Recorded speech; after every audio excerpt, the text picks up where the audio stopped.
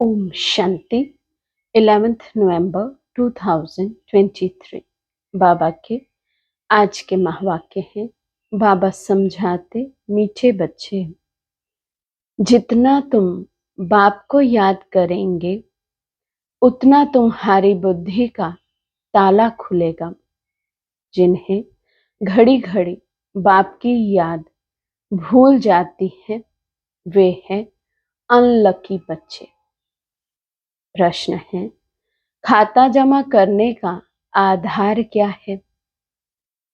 सबसे बड़ी कमाई किस में है? बाबा समझाते, खाता जमा होता है दान करने से।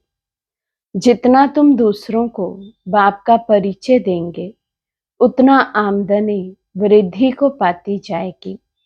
मुरली से तुम्हारी बहुत बड़ी कमाई होती है। ये मुरली सावरे से गोरा बनाने वाली है। मुरली में ही खुदाई जादू है। मुरली से ही तुम माला माल बनते हो।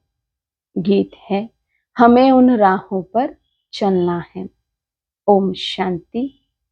रूहानी बाप समझा रहे हैं बच्चों को कि बच्चे गिरना और संभलना है। घड़ी घड़ी बाप को भूलते हो अर्थात गिरते हो। याद करते हो तो संभलते हो। माया बाप की याद भुलवा देती है क्योंकि नई बात है ना। ऐसे तो कोई बाप को कभी भूलते नहीं। स्त्री कभी अपने पति को भूलती नहीं। सगाई हुई और बुद्धि योग लटका। भूलने की बात नहीं होती। पति पति है, बाप बाप है। अब ये तो है निराकार बाप, जिसको साजन भी कहते हैं। सजनी कहा जाता है भक्तों को। अब इस समय सब है भगत। भगवान एक है। भक्तों को सजनिया, भगवान को साजन, या भक्तों को बालक, भगवान को बाप कहा जाता है। अब पतियों का पति व पिताओं का पिता वे एक है। हर एक आत्मा का बाप परमात्मा तो है ही। वे लौकिक बाप हर एक का अलग अलग है। ये पारलौकिक परम पिता सभी आत्माओं का बाप एक ही गॉड फादर है। उनका नाम है शिव बाबा। सिर्फ गॉड फादर माउंट आबू लिखने से बताओ चिट्ठी पहुंचेगी? नाम तो लिखना पड़े ना। ये तो बेहद का बाप है। उनका नाम है शिव। शिव काशी कहते ना, वहां शिव का मंदिर है। जरूर वहां भी गए होंगे। दिखाते ना, राम यहाँ गया, वहां गया, गांधी यहाँ गया। तो बरोबर शिव बाबा का भी चित्र है, परंतु वे तो है निराकार। उनको फादर कहा जाता है और किसी को फादर कह नहीं सकते। ब्रह्मा विष्णु शंकर का भी वे फादर हैं। उनका नाम है शिव। काशी में भी मंदिर है, उज्जैन में भी शिव का मंदिर है। इतने मंदिर क्यों बने हैं कोई भी नहीं जानते। जैसे लक्ष्मी नारायण की पूजा करते हैं, कहते हैं ये स्वर्ग के मालिक थे, परंतु स्वर्ग कब था, ये मालिक कैसे बने, ये कोई नहीं जानते। पुजारी किसकी पूजा करें, उनके ही ऑक्यूपेशन को ना जाने तो इसको अंधश्रद्धा कहा जाएगा। यहाँ भी बाबा कहते हैं, परंतु पूरा परिचय नहीं है। माता पिता को जानते नहीं। लक्ष्मी नारायण के पुजारी पूजा करते हैं, शिव के मंदिर में जाकर महिमा करते हैं, गाते हैं तुम मात पिता हम बालक तेरे। परंतु वे कैसे मात पिता हैं, कब बने थे, कुछ भी नहीं जानते। भारतवासी ही बिल्कुल नहीं जानते। क्रिश्चियन बौद्धी आदि अपने क्राइस्ट को, बुद्ध को याद करते हैं।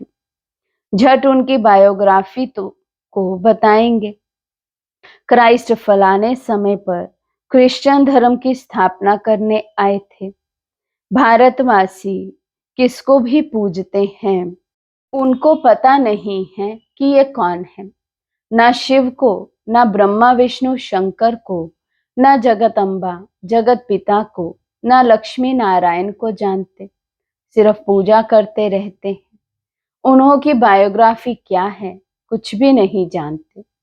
बाप आत्माओं को बैठ समझाते हैं, तुम सब स्वर्ग में थे तो तुम्हारी आत्मा और शरीर दोनों पवित्र थे। तुम राज्य करते थे, तुम जानते हो बरोबर हम राज्य करते थे। हमने पुनर्जन्म लिए, 84 जन्म भोगते भोगते बादशाही गवा दी। गोरे से काले बन गए हैं, सुंदर थे अब शाम बन गए हैं। आजकल नारायण को भी सावरा दिखाते हैं तो सिद्ध होता है वही श्री कृष्ण श्री नारायण थे, परंतु इन बातों को बिल्कुल समझते नहीं। यादव है मूसल इन्वेंट करने वाले और कौरव पांडव भाई भाई थे। वे आसुरी भाई और ये दैवी भाई थे, ये भी आसुरी थे। इन्हों को बाप ने ऊंच बनाकर दैवी भाई बनाया है। दोनों भाइयों का क्या हुआ? बरोबर पांडवों की जीत हुई, कौरव विनाश हो गए। यहाँ बैठे हुए भी भल मम्मा बाबा कहते हैं, परंतु जानते नहीं हैं, बाप की श्रीमत पर नहीं चलते हैं। जानते नहीं हैं कि बाबा हमको राजयोग सिखला रहे हैं। निश्चय नहीं रहता। देह अभिमानी होने कारण देह के मित्र संबंधियों आदि को याद करते हैं। यहाँ तो देही बाप को याद करना है, ये नई बात हो गई। मनुष्य कोई समझा ना सके। यहाँ माता पिता के पास बैठे हुए भी उनको जानते नहीं। ये वंडर है ना। जन्म ही यहाँ हुआ है, फिर भी जानते नहीं, क्योंकि निराकार है। उनको अच्छी रीति समझ नहीं सकते, उसकी मत पर नहीं चलते, तो फिर आश्चर्यवत भागंती हो जाते हैं। जिससे स्वर्ग का 21 जन्मों का वर्षा मिलता है, उनको नहीं जानने से भाग जाते हैं। जो बाप को जानते हैं उनको भक्तावर कहा जाता है। दुख से लिबरेट करने वाला तो एक ही बाप है। दुनिया में दुख तो बहुत है, ये है ही भ्रष्टाचारी राज्य। ड्रामा अनुसार फिर भी 5000 वर्ष बाद ऐसे ही भ्रष्टाचारी सृष्टि होगी। फिर बाप आकर सत्युगी श्रेष्ठाचारी स्वराज्य स्थापन करेंगे। तुम मनुष्य से देवता बनने आए हो। ये है मनुष्यों की दुनिया। देवताओं की दुनिया सत्युग में होती है। यहाँ है पतित मनुष्य, पावन देवताएं सत्युग में होते हैं। ये तुमको ही समझाया जाता है। जो तुम ब्राह्मण बने हो, जो ब्राह्मण बनते जाएंगे उनको समझाते जाएंगे। सब तो ब्राह्मण नहीं बनेंगे। जो ब्राह्मण बनते हैं वही फिर देवता बनेंगे। ब्राह्मण ना बना तो देवता बन ना सके। बाबा मम्मा कहा तो ब्राह्मण कुल में आया। फिर है सारा पढ़ाई के पुरुषार्थ पर मदार। ये किंगडम स्थापन हो रही है और इब्राहिम बुद्ध आदि कोई किंगडम स्थापन नहीं करते हैं। क्राइस्ट अकेला आया, किसी में प्रवेश कर क्रिश्चियन धर्म स्थापन किया। फिर जो क्रिश्चियन धर्म की आत्माएं ऊपर में हैं, वे आती रहती हैं। अभी सब क्रिश्चियंस की आत्माएं यहाँ हैं। अभी अंत में सबको वापस जाना है। बाप सभी का गाइड बन सबको दुख से लिबरेट करते हैं। बाप ही है सारी ह्यूमैनिटी का लिबरेटर और गाइड। सब आत्माओं को वापस ले जाएंगे। आत्मा पतित होने कारण वापस जा नहीं सकती है। निराकारी दुनिया तो पावन है ना। अभी ये साकारी सृष्टि पतित है। अब इन सबको पावन कौन बनाए?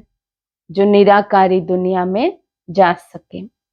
इसलिए बुलाते हैं ओ गॉड फादर आओ।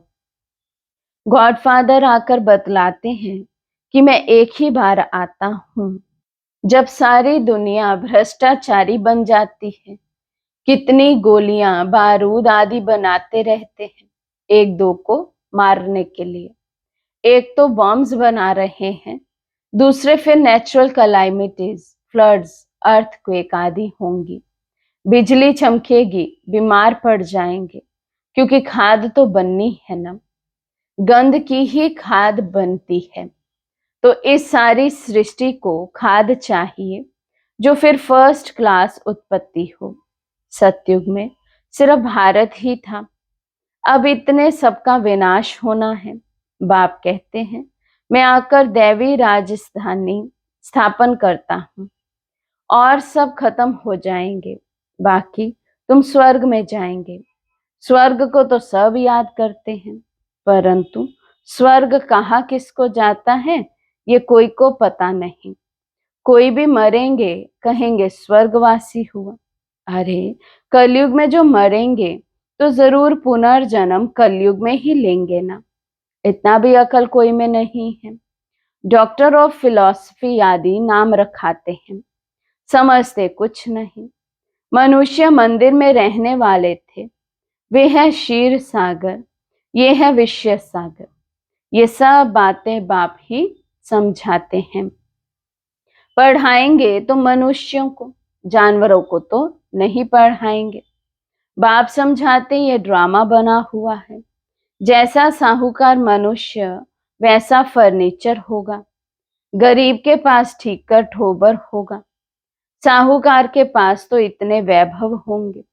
तुम सतयुग में साहूकार बनते हो तो तुम्हारे हीरे जवाहरों के महल होते हैं। वहां पर कोई गंदगी आदि नहीं होती, बांस नहीं होती। यहाँ तो बांस होती है, इसलिए अगरबत्ती आदि जगाई जाती है।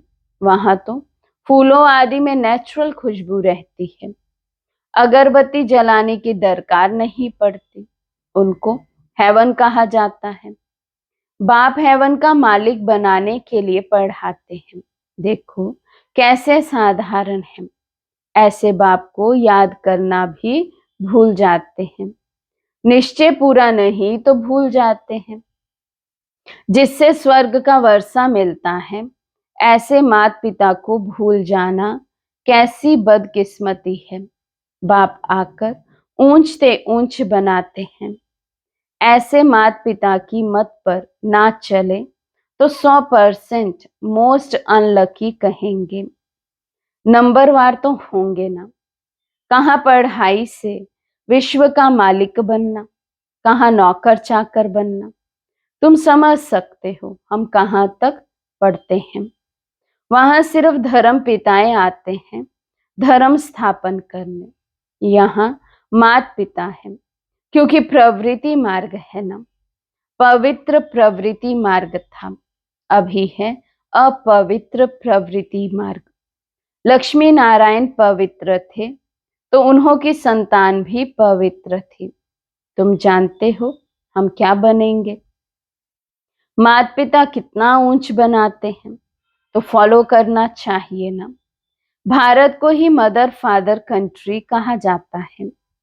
सतयुग में सब पवित्र थे, यहाँ पतित हैं। कितनी अच्छी रीति समझाया जाता है, परंतु बाप को याद नहीं करते तो बुद्धि का ताला बंद हो जाता है। सुनते सुनते पढ़ाई छोड़ देते हैं तो ताला एकदम बंद हो जाता है। स्कूल में भी नंबरवार है, पत्थर बुद्धि और पारस बुद्धि कहा जाता है। पत्थर बुद्धि कुछ भी समझते नहीं, सारे दिन में 5 मिनट भी बाप को याद नहीं करते हैं। 5 मिनट याद करेंगे तो इतना ही ताला खुलेगा, जास्ती याद करेंगे तो अच्छी रीति ताला खुल जाएगा। सारा मदार याद पर है। कोई कोई बच्चे बाबा को पत्र लिखते हैं, प्रिय बाबा व प्रिय दादा। अब सिर्फ प्रिय दादा पोस्ट में चिट्ठी डालो तो मिलेगी, नाम तो चाहिए ना। दादा दादियां तो दुनिया में बहुत हैं। अच्छा, आज दीपावली है, दीपावली पर नया खाता रखते हैं। तुम सच्चे सच्चे ब्राह्मण हो वे ब्राह्मण लोग व्यापारियों से नया खाता रखाते हैं। तुमको भी अपना नया खाता रखना है, परंतु ये है नई दुनिया के लिए। भक्ति मार्ग का खाता है बेहद घाटे का। तुम बेहद का वर्षा पाते हो, बेहद की सुख शांति पाते हो। ये बेहद की बातें बेहद का बाप बैठ समझाते हैं, और बेहद का सुख पाने वाले बच्चे ही ये सब समझ सकते हैं। बाप के पास कोटों में कोई ही आते हैं। चलते चलते कमाई में घाटा पड़ता है, तो जो जमा किया है वे भी ना हो जाती है। तुम्हारा खाता वृद्धि को तब पाता है जब कोई को दान देते हो। दान नहीं देते हो तो आमदनी की वृद्धि नहीं होती है। तुम पुरुषार्थ करते हो, आमदनी की वृद्धि हो, वे तब होगी जब किसी को दान करेंगे, फायदा प्राप्त कराएंगे। कोई को बाप का परिचय दिया, गोया जमा हुआ। परिचय नहीं देते हो तो जमा भी नहीं होता है। तुम्हारी कमाई बहुत बहुत बड़ी है। मुरली से तुम्हारी सच्ची कमाई होती है। सिर्फ ये मालूम पड़ जाए कि मुरली किसकी है। ये भी तुम बच्चे जानते हो, जो सावरे बन गए हैं उन्हों को ही गोरा बनने के लिए मुरली सुननी है। मुरली तेरी में है जादू, खुदाई जादू कहते ना, तो इस मुरली में खुदाई जादू है। ये ज्ञान भी तुमको अभी है। देवताओं में ये ज्ञान नहीं था। जब उनमें ही ज्ञान नहीं था तो पिछाड़ी वालों में ज्ञान कैसे हो सकता। शास्त्र आदि भी जो बाद में बनते हैं वे सब खत्म हो जाएंगे। तुम्हारी ये सच्ची गीताएं तो बहुत थोड़ी हैं। दुनिया में तो वे गीताएं लाखों की अंदाज में होंगी। वास्तव में ये चित्र ही सच्ची गीता है। उस गीता से इतना नहीं समझ सकेंगे जितना इन चित्रों से समझ सकेंगे। अच्छा, मीठे मीठे सिकी लदे बच्चों प्रति माता पिता बाप दादा का याद प्यार और गुड मॉर्निंग, और रूहानी बाप की रूहानी बच्चों को नमस्ते। हम रूहानी बच्चों की और रूहानी बाप दादा को दिल व जान सिकवा प्रेम से नमस्ते नमस्ते नमस्ते जी। धारणा के लिए मुख्य सार। फर्स्ट पॉइंट, अच्छी रीति पढ़ाई पढ़कर स्वयं को भक्तावर अर्थात तकदीरवान बनाना है। देवता बनने के लिए पक्का ब्राह्मण बनना है। सेकंड पॉइंट, देही बाप को याद करने के लिए देही अभिमानी बनना है। देह को भी भूलने का अभ्यास करना है। आज का वरदान है, सदा अपने को सारथी और साक्षी समझ देह भान से न्यारे रहने वाले योग युक्त भव। सदा अपने को सारथी और साक्षी समझ देह भान से न्यारे रहने वाले योग युक्त भव। योग युक्त रहने की सरल विधि है सदा अपने को सारथी और साक्षी समझकर चलना। इस रथ को चलाने वाली हम आत्मा सारथी हैं। ये स्मृति स्वतः इस रथ अथवा देह से व किसी भी प्रकार के देह भान से न्यारा बना देती है। देह भान नहीं तो सहज योग युक्त बन जाते और हर कर्म भी युक्ति युक्त होता है। स्वयं को सारथी समझने से सर्व कर्म इंद्रियां अपने कंट्रोल में रहती हैं। वे किसी भी कर्म इंद्रिय के वश नहीं हो सकते। स्लोगन है, विजयी आत्मा बनना है तो अटेंशन और अभ्यास, इसे निजी संस्कार बना लो। विजयी आत्मा बनना है तो अटेंशन और अभ्यास, इसे निजी संस्कार बना लो। अच्छा, ओम शांति।